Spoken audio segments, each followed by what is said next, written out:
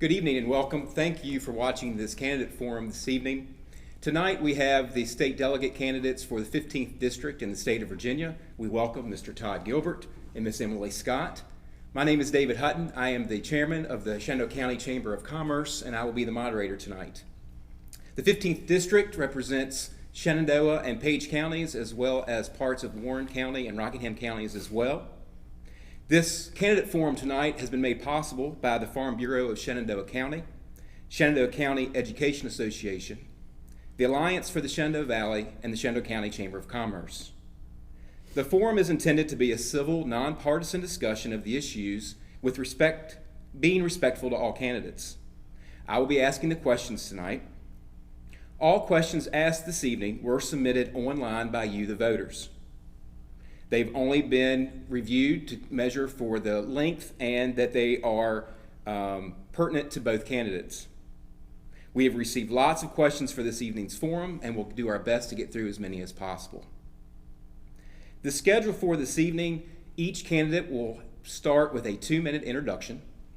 Then I will start the question and answer session. Each candidate will have 2 minutes to reply, and then the first person may have a 30-second rebuttal if they so choose. And then at the end of the night, each candidate will do a 2-minute closing statement. We flipped a coin to see who would go first, and we will start with Miss Emily Scott with the 2-minute introduction. Thank you, David, and I'd like to thank Sharon, and I'd like to thank Kim for allowing us to have this forum. It's a wonderful opportunity, and I feel honored to participate. And I'm running because people in the 15th District deserve a choice. For 15 years, the 15th District has had a delegate who is hyper-focused on his signature personal issues, rather than real issues affecting folks in the 15th District. He has done nothing to improve the situation on 81. He's voted against the Medicaid expansion, which has helped thousands of people.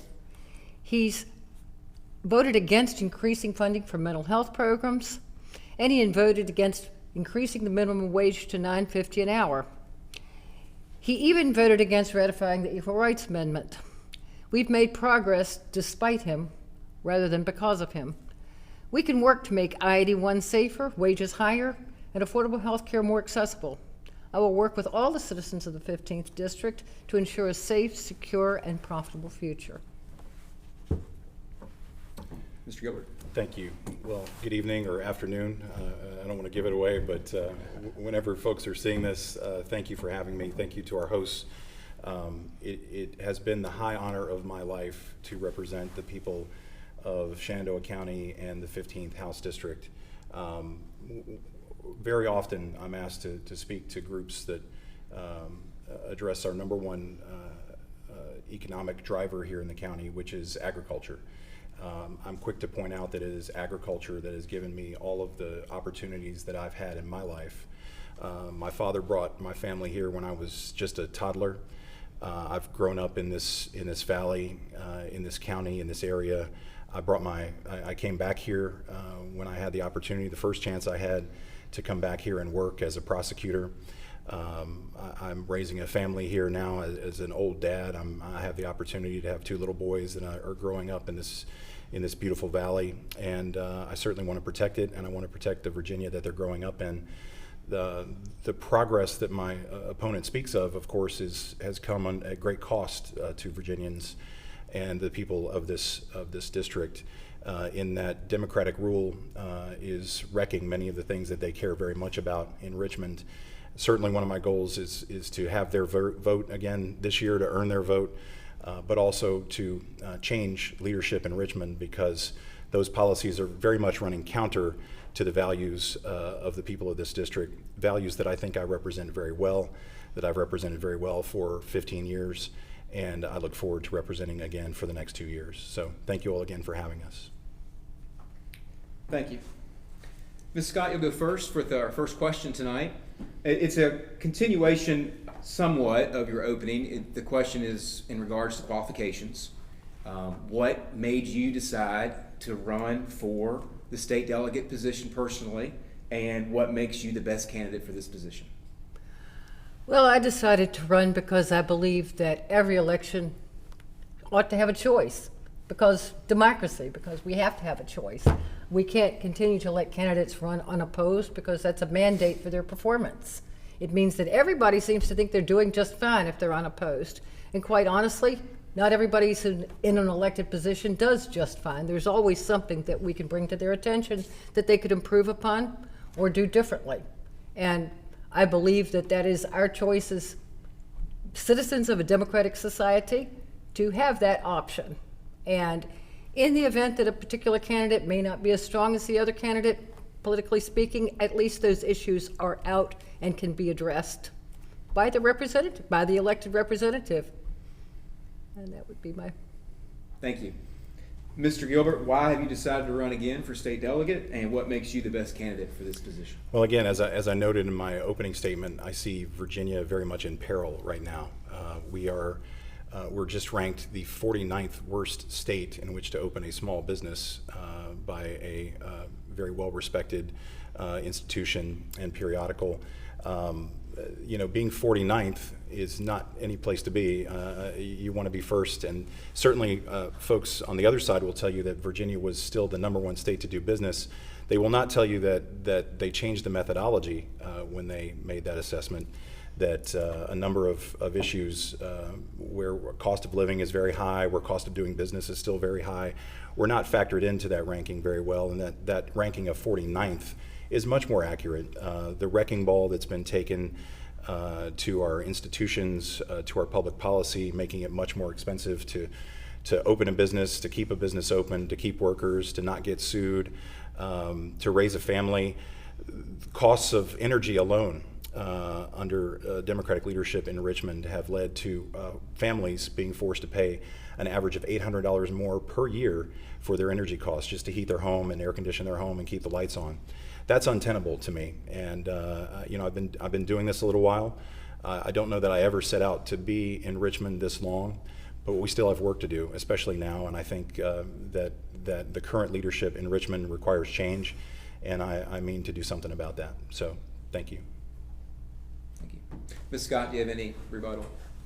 Well, I would like to know the study that says that we're 49th when CNN said that we're the #1 state to do business with. So there's a wide discrepancy between #1 and 49, and I would suspect that we actually fall somewhere in the middle. But at the same time, we have to have improvements in our economic structure. We have to have improvements in our infrastructure in order to keep the economy going. And transportation is the circulatory system of our economy. And transportation ought to be our #1 issue in terms of making our district a great place to do business. Thank you. Mr. Gilbert, you'll go first with our next question. The next question is, what do you think are the 3 most pressing issues for the state as a whole, for the state of Virginia? So 3 issues that have come to light in very stark fashion in the last 2 years include our economy, ways in which it's challenging to run a business, to keep workers, to pay them, to not get sued while you're employing them. All of that has changed dramatically under Democratic rule in Richmond. It was actually CNBC that ranked Virginia the #1 place to do business, but they changed the methodology to include things like inclusivity and access to voting rights and things that have never traditionally had anything to do with our business ranking. All of a sudden are infused into the process to kind of cook the results. And I think the assessment by the Motley Fool, which is a very well-respected investment firm and advice and institution, ranked us 49th in terms of the ability to start a small business. And that's at the core of what people do, and the essence of our economy is small business, especially here in the county. So the economy for sure, prices, I mentioned energy prices, the fact that those are skyrocketing, the changes that have been made to energy policy, making an average family pay $800 more a year, that's unconscionable to me. And all in an effort to pursue so-called clean energy when we have vast resources available to us where we can heat our homes cheaply, efficiently, keep the lights on cheaply and efficiently with ready sources of energy. Those things are being thrown out the window in Richmond. Crime is going up It's skyrocketing in some places, especially violent crime. We saw criminals treated like victims in the last session and police treated like bad guys. That has to change. We can't have that. The final thing is education. You know, we're seeing schools being turned into institutions where equity is being put ahead of excellence, and that's untenable to me, that we would do anything other than teach kids how to learn the basics, reading, writing, mathematics. All of that is being thrown out the window to meet a social goal that I don't share. Thank you. Ms. Scott, what do Everything you that- think are the three most pressing issues for the state of Virginia? Three most pressing issues of Virginia. Number one would be the COVID crisis. The COVID crisis affects everybody. It doesn't respect income, location, race. It has no respect of persons. And once we can tame the COVID crisis, which is, by the way, a global pandemic, we have to figure out ways to get back to work and get back to what people would consider to be normal life. That is the number one issue. And to me, the number two issue is racial discrimination. Racial discrimination is part and fabric of Virginia's policies and its cultural practices. And it's simply not fair that Virginia, which is the seat of democracy as we know it, is still a place where people of color can still feel oppressed and denied their actual rights. And one of the things I hear my opponent talk about, like they're bad things, is voting rights, inclusivity, and equity, all of which we as decent citizens, and we hope democratic people, have learned to respect and care about. And that means equity for everyone, not just certain people. And the number three issue that I believe that's facing Virginia as a whole is climate change. Climate change is a national emergency, and we need to do whatever we can to avoid the consequences of our unremitting use of carbon-based fuels. And that is something that absolutely has to be dealt with. Thank you. Mr. Gilbert, any? Yeah, just that you know, the views expressed by Ms. Scott are certainly reflective of the Democratic leadership in Richmond, which are driven largely by Northern Virginia values and not Valley values. And I know that the entire leadership in the House of Delegates, for instance, is all from Northern Virginia. So that's driving policy right now, and certainly we just differ on what is a best way forward for Virginia. Ms. Scott, next question. You have the opportunity to go first. If elected, what do you think is the first thing your local constituents would want you to do? Work on the problem of 81. 81 is now the most dangerous highway in Virginia, and its freight traffic is predicted to double by 2030.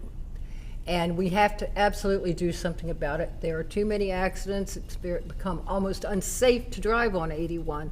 Most of our accidents occur at Toms Brook, and that is a place where we need to deal with this issue. Freight traffic can be dealt with in other ways. We have lots of other alternatives, but we do need to do something about 81. It creates pollution. It creates backup in our small towns when there are accidents on 81.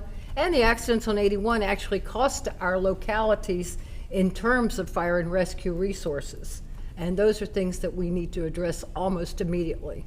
That is a crisis. Thank you. Mr. Gilbert, if elected, what do you think is the first thing your local constituents would want you to do? Well, I think the vast majority of my constituents share my desire to change out leadership in Richmond. It's inconsistent with their beliefs, their views, their goals for their family, their desire to be left alone, to keep more of what they earn, to take responsibility for themselves and their families, and to be left alone to do that, unfettered by government mandates and intrusions. So we share that, but I do think I agree with my opponent that 81 is a pressing problem and a daily problem, and it has been a problem for a very long time. But some of the solutions I hear certainly, or the restatement of the problem without real solutions doesn't really get to the heart of it. 81 is part of a federal highway system. It's part of a much larger problem in this country of how goods and services are delivered infrastructure-wise. 81 has just naturally become the route that freight has chosen to reach one part of the country from the other. And it is a burden on our citizens, and it has been for some time. But I would be curious, given the fact that they've already had to pay more for transportation improvements, they've already had government digging into their pocket further in the form of higher taxation.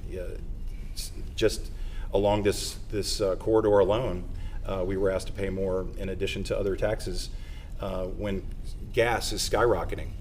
The cost of gas is skyrocketing. How much more would my opponent require of our local citizens to dig deeper into their pocket to pay for these improvements? I know many of them would be willing to pay more, but just how deep would she have them dig? And these solutions are not simple. They're not easy. They require multi-state approaches. They're going to require billions of dollars that we just don't have. It's going to require federal investment that we're hoping comes. And so, these are not easy answers, but we've been trying to tackle them for some time, and we continue to do that. Thank you. Ms. Scott?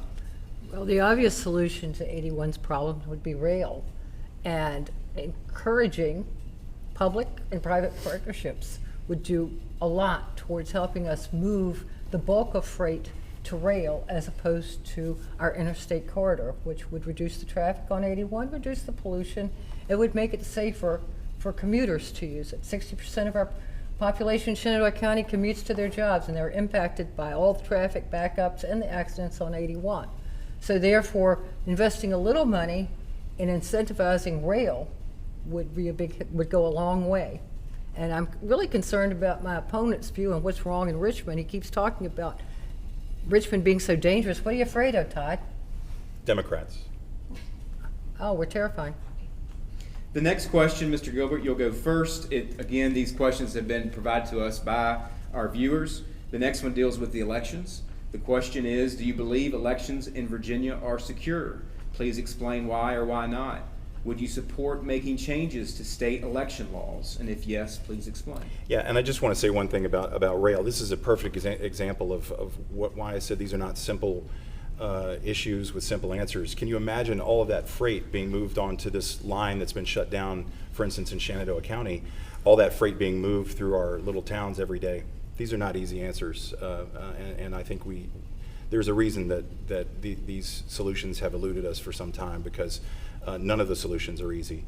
As to voting rights and voting changes and security of the ballots, as you said, Virginia didn't experience some of the issues that I think that they did experience legitimately in some other states. I mean, there were some places where more people voted than voting age population existed, places like Detroit.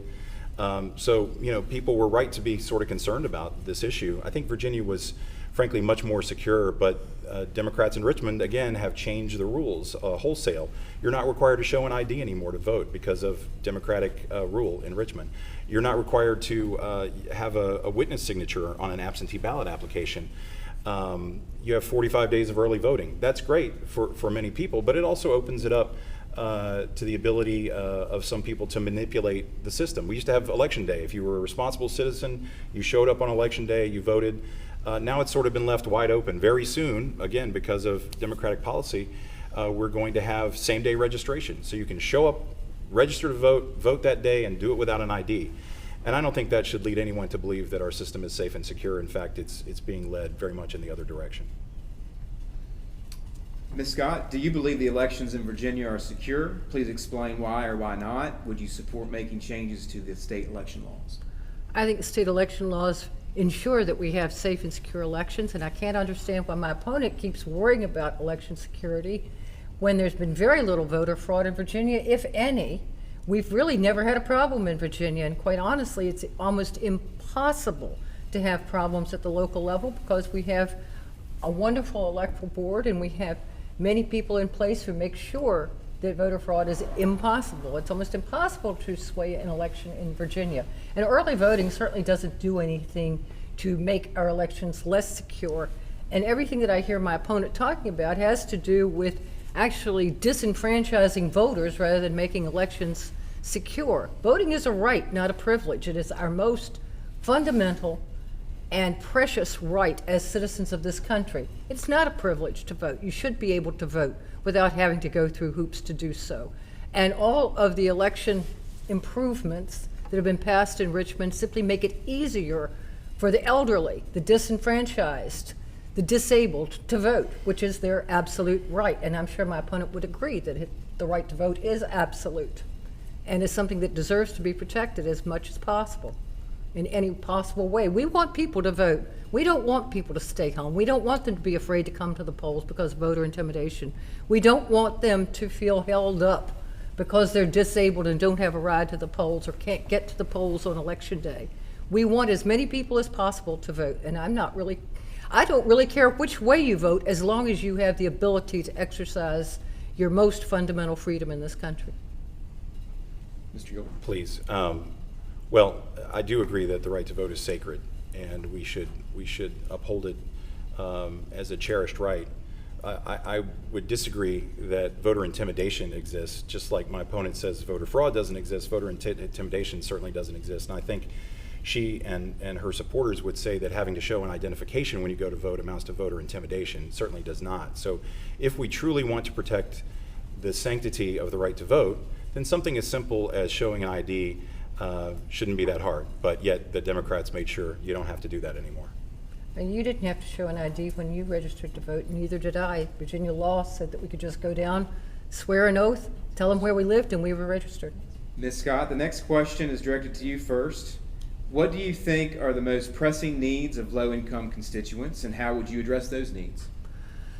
Lower income residents need better jobs, better paying jobs with benefits.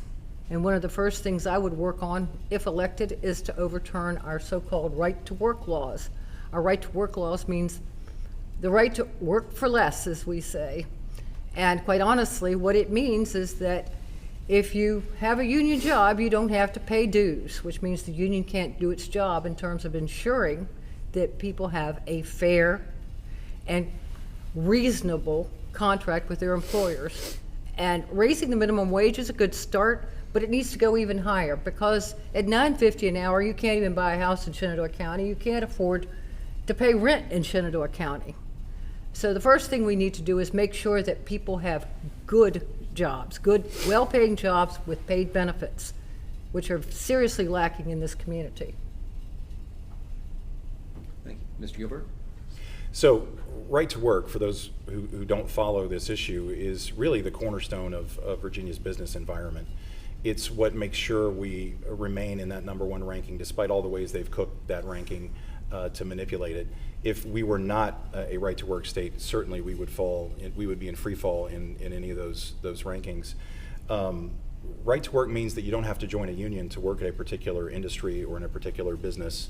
You're not forced to do that. You're not forced to pay union dues. You're not forced to contribute to political candidates that they support by the paying of dues. It's a freedom issue. You can join a union or you don't have to. If you get rid of right to work, you're forced to join the union suddenly. And you know, these business issues, I know that it's always the knee-jerk reaction of folks on the other side of this philosophical divide to say, well, we should force people to pay people more, not realizing that what you're going to see is businesses innovate, find alternatives. You look at any place where they have a kiosk instead of a worker, and it's a place where they've just decided that automation is easier than paying someone to do a particular job. You know, we've got, you go by the local Sheets where I live in Mount Jackson, and they're paying $14.50 an hour to start at the Sheets. That's because they really need workers. I think the best thing we can do for citizens is get them back to work, and certainly that has not been the case during the pandemic. My office has helped literally, and I'm not off here, thousands of people with their unemployment compensation. We've fought through the pandemic with them, but it's time to get folks back to work. It's not time to force businesses to do things and take on additional burdens that are going to mean that they're going to hire less workers, make fewer investments, and ultimately hurt the people who need those jobs the most. Ms. Scott? Actually, right to work does not mean what my opponent seems to think it means. Right to work means that you don't have to pay union dues if you belong to a labor union. It does not mean, by overturning right to work, that does not mean anybody's forcing you to join a union. It simply means that you have a choice. But if you choose to join a union, then you should pay union dues, because those union people represent you and form collective bargaining contracts that protect you. everything that I hear my opponent talk about when we talk about jobs is business. He doesn't talk about people who have them. He doesn't talk about workers. All I hear is business, business, business. But what about the workers, Todd? Mr. Gilbert, you have the opportunity to answer the next question first. How do you currently make yourself available to your constituents? Yeah, and again, since the question was posed at the end of the rebuttal, I'm happy to answer that. I don't know if my opponent was listening. Certainly everything I said was about the ability of those businesses to hire people, to keep them employed, to allow people to have a decent wage, raise their children to live in a better time than they were in. All the things that we aspire to as Americans, as Virginians, as people who live and work and raise a family in this valley. All of these opportunities disappear when these government mandates and union control come into the system, and it's just going to make Virginia far less attractive to businesses to want to settle here, to want to start. And when I say businesses, I mean people that hire people to work there and give people opportunity and allow them to feed their family and pay their mortgage and all the things that go along with that. That's what I'm talking about. Your question again was, sorry. Is how do you currently make yourself available to your constituents? Sure. I'm one of the, contrary to the narrative that folks say about me when they run against me, I'm one of the easiest people to find. You can get me on Facebook and email, and I have a law office that people reach out to me all the time about constituent issues. I'm very easy and very accessible, very easy to get to. I have an office that's among the best in all of the House of Delegates in terms of constituent service. Again, we helped thousands of people during the pandemic get their unemployment benefits, get into the DMV, get DMV services when they couldn't get into the DMV. We've helped people facilitate adoptions and get their tax refunds when they couldn't get those. And you name the agency, the health department with their septic, and you name the agency, we've dealt with them, and we deal with them very well and very effectively. So when people need help with their state government, if they are either at their wit's end, they can call us and we can get it fixed. And we're very good at that. And my staff, my legislative director, Jeff Walters, is extremely good at that. And I have to give him a shout out by name just because he is so good at what he does and helping me help the citizens that we represent. Ms. Scott, how will you make yourself available to your constituents? Well, I hope that I can be as responsible to my individual constituents as my opponent. I've heard really good things about his responsiveness to individual constituent needs, but that does nothing to address systemic problems that cause them to have those needs. And as a delegate, that would be my responsibility to deal with things at the state level that would cause the problems that people have to talk to their delegate. But I also, like my opponent, would have an office in each of the counties in my district, and that would be commutable to our precincts in Rappahannock and in Warren County. And I would also send a newsletter to my constituents talking about what happens at Richmond, and I could be available just like my opponent, either by phone call, email, and any other way they want to see me. My office would be open to constituents and their concerns as well.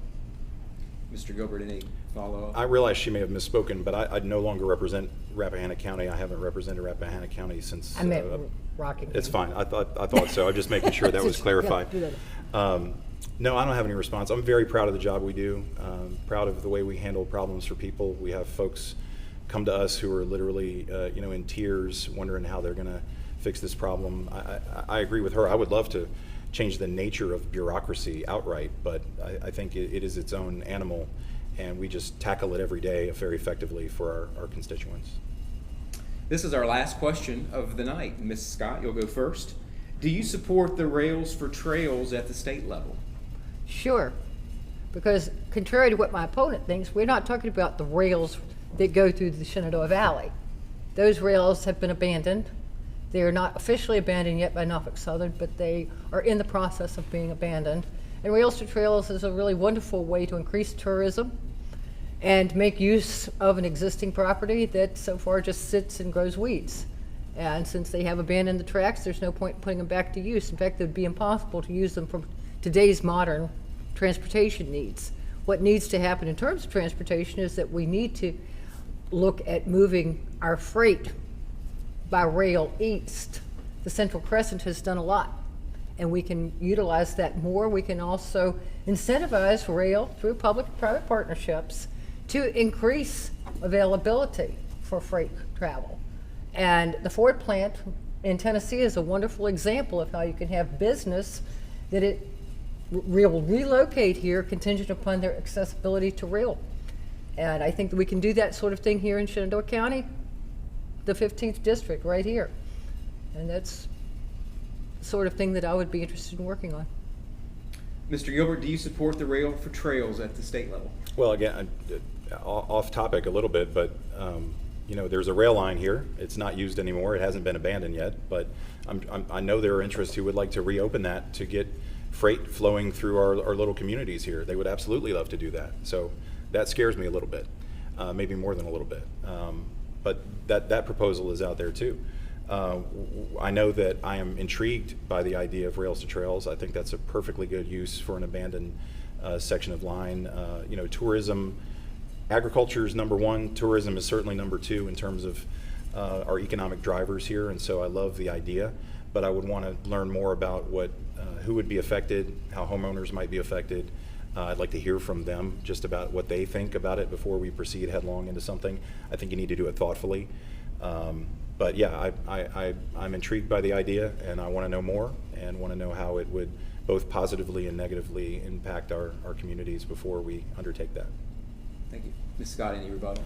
Well, actually, the Norfolk Southern tracks that go through our community have been officially abandoned. They're in the process. It started in May. And so those trails, they're not going to resurrect those rails. It's just not going to happen. They've been pulled up in Mount Jackson. So quite honestly, that's something that's a done thing. So resurrecting that particular rail line is probably not going to happen, ever. So what we're going to have to look at in terms of freight rail is either laying track down parallel to 81 or moving eastward. And those are all possibilities. Thank you. To close this evening, each candidate will have the opportunity for a 2-minute closing statement. Mr. Gilbert, you have the first opportunity. Again, as I left off, and I may have been unclear, you know, in my opening statement, I was trying to really articulate how closely tied I feel to this community. When my dad brought me here, he was in the poultry business. That's the connection I have to the industry that we thrive upon here in the Valley, the agriculture industry. I currently represent 3 of the top 5 agriculture producers in the state, Rockingham, Page, and Shenandoah, and so that is extremely important to me. Tourism is extremely important to me. Good paying jobs are extremely important to me, but these communities that I represent also have to have an idea of the vision they want to enact in these communities. And do they want heavy industry? Do they want to be agriculture in nature? These things are decision points that are for local government to help guide their next delegate. And so I'm at the ready to talk through those issues and those visions and competing visions in some cases for this county and for this district. But I can tell you that again, it has been, and I say this often, and I mean it every time, doing this job has been the honor of my life. And when I'm standing in Richmond, when I take the floor to advocate for an issue, I know that I can't always speak for everyone because not everyone agrees with me. But the vast majority of people that I represent, I believe I'm a good representative for them, a good spokesman for their values, and their vision and their worldview. And so if elected, I just pledge to continue to try to do a good job doing that, to try to be responsive to their concerns, to the concerns collectively of the community and of individuals, to try to be the best representative that I can be, and that's all I've ever tried to do. Thank you. Ms. Scott. Closing statement? Yes, please. Imagine this. I-81 is safely moving again. We've created common sense solutions to pollution in the valley. We've updated our water and sewer capacity and enhanced our manufacturing capabilities. We have good paying jobs with benefits for all citizens. We've increased our mental health services. The opioid crisis is behind us. Our seniors have greater options for care, both at home and in graduated living facilities. And we've harnessed the great scenic beauty to create a robust and lucrative tourist industry that brings prosperity to all our citizens. I'm Emily Scott, running for delegate in District 15. Give me your vote, and I will work to make this vision a reality. Thank you. Thank you. Thank you again to all the partners who made tonight possible. The Farm Bureau of Shenandoah County, Shenandoah County Education Association, the Alliance for the Shenandoah Valley, and the Shenandoah County Chamber of Commerce. Special thanks to everyone who helped out this evening. Special thanks to our candidates for attending. We appreciate it. To everyone who submitted a question, and also to Hank Zimmerman with Shenandoah Valley Productions for the video support. Remind everyone that you have the opportunity to vote early, and the election day is November the 2nd. Thank you very much.